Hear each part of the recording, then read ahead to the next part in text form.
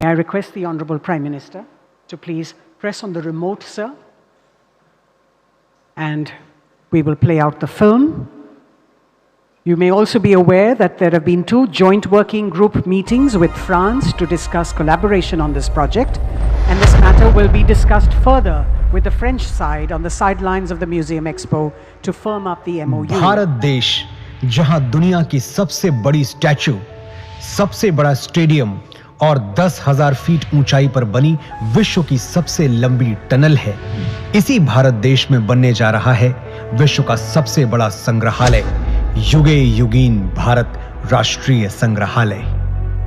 कोई भी देश तब तक आगे नहीं बढ़ सकता जब तक को अपने इतिहास, अपनी विरासत, अपनी संस्कृति, उनके प्रति अगर वो गर्व करना नहीं जानता है।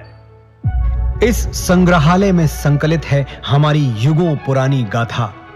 कौन थे हमारे पूर्वज जिन्होंने इस प्राचीन संस्कृति की नींव रखी, जिनके मार्गदर्शन में वैभवशाली सभ्यता का विकास हुआ, जिनके संरक्षण में ज्ञान विज्ञान की अतुल संपदा विकसित हुई और जिन्होंने भारतीय स्वतंत्रता संग्राम का इतिहास रचा।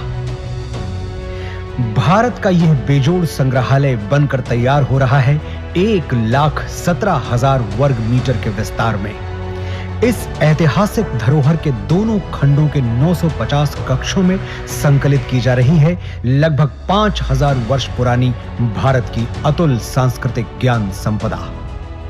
क्या आप जानते हैं, युगों पहले हमारे पूर्वजों को मिश्रित धातु के निर्माण का ज्ञान था। प्राचीन भारतीय धातु विज्ञान के प्रतीक रूप ऐसे ही एक द्वार से प्रवेश करके आरंभ करते हैं भारत खंड की अभूतपूर्व यात्रा। पहुंचते हैं भारतवर्ष की प्राचीन समृद्ध परंपराओं के संसार में।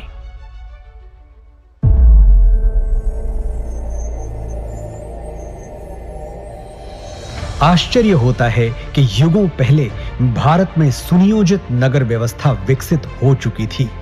हम बात कर रहे हैं सिंधु सरस्वती सभ्यता की।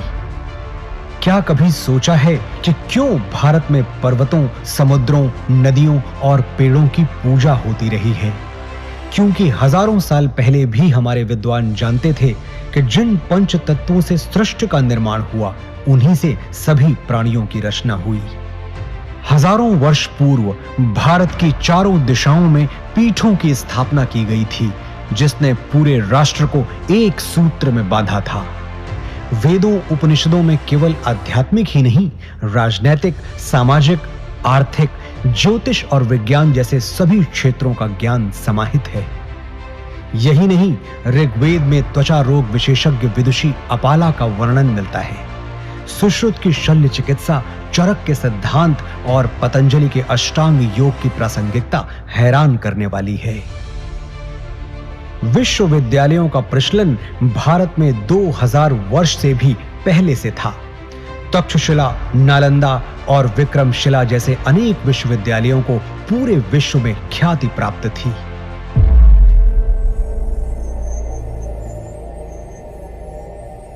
वैभवशाली मौर्य साम्राज्य के उत्थान और विस्तार के साथ ही यहां सातवाहन, पल्लव और कुषाण, गुप्त वंश का स्वर्णिम काल, राष्ट्रकूट, चालुक्य, चेर, पांड्य वंशों और कश्मीर आदि के शासकों की गौरव गाथाएं संकलित हैं। सोने की चिड़िया भारत का वैभवशाली गुप्त वंश हो या दक्षिण भारत के चोल, चेर, पांड्य वंश, सभी के व्यापारिक संबंध पश्चिम में मिस्र, ग्रीस और रोम तक फैले थे।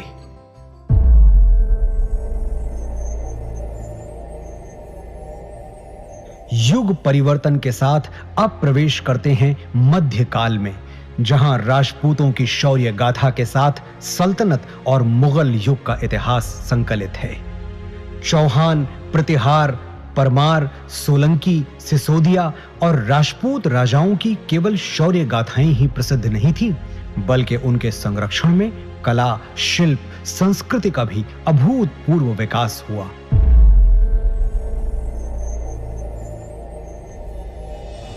राजपूतों, मराठों और मुगल शासकों के ही युग में उत्तर पूर्वी भारत में अहोम शासन और दक्षिण में विजयनगर साम्राज्य का समृद्ध वास्तुशिल्प देखते हुए, होयसल, यादव, मराठा शासकों का इतिहास देखते हुए अगले पड़ाव की ओर बढ़ते हैं।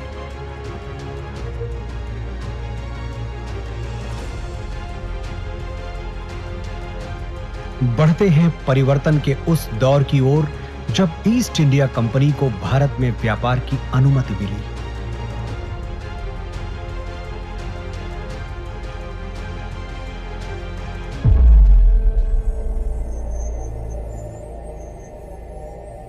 पांचवें जोन में देखिए कैसे प्लासी और बक्सर की लड़ाइयों के साथ शुरू हुआ औपनिवेशिक शासन का विस्तार। 1760 से ही देश के सन्यासियों और फकीरों ने ब्रिटिश ईस्ट इंडिया कंपनी से आजादी पाने के लिए ऐसा मोर्चा संभाला जिसे कंपनी 40 साल तक दबा नहीं सकी। और 1857 के प्रथम स्वतंत्रता संग्राम के बाद हर वर्ग के लोग अपने अपने ढंग से आजादी की लड़ाई में आहुति देने उतर पड़े। लगभग 2 शताब्दी लंबे भारत के स्वाधीनता संग्राम की गाथाएं यहां संकलित हैं।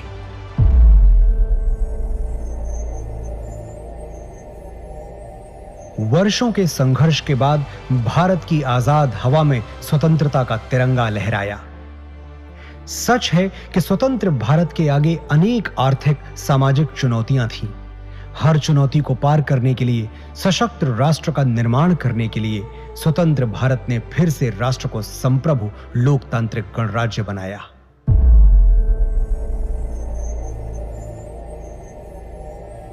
विज्ञान और प्रौद्योगिकी में आधुनिक भारत नई ऊंचाइयां छू रहा है।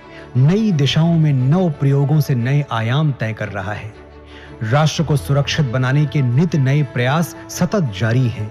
रक्षा के क्षेत्र में भी भारत आत्मनिर्भर बन रहा है। अंतरिक्ष विज्ञान में ऊंची उड़ान, दिन प्रतिदिन बढ़ता डिजिटल संसार, चिकित्सा के क्षेत्र में अद्वितीय योगदान, दिनों दिन होता आर्थिक व्यापारिक विस्तार, शिक्षा का उत्थान प्रसार इस जोन के अन्य कक्षों में क्रमशः संकलित है। आज जब हम आजादी के अमृत काल से शताब्दी वर्ष की ओर अग्रसर हो रहे हैं, भारत के अतीत की अनमोल विरासत, वर्तमान के अथक प्रयासों और भविष्य की झलकियों की कहानियां समेटे बनने जा रहा है विश्व का यह सबसे विशाल संग्रहालय, युगे युगीन भारत राष्ट्रीय संग्रहालय।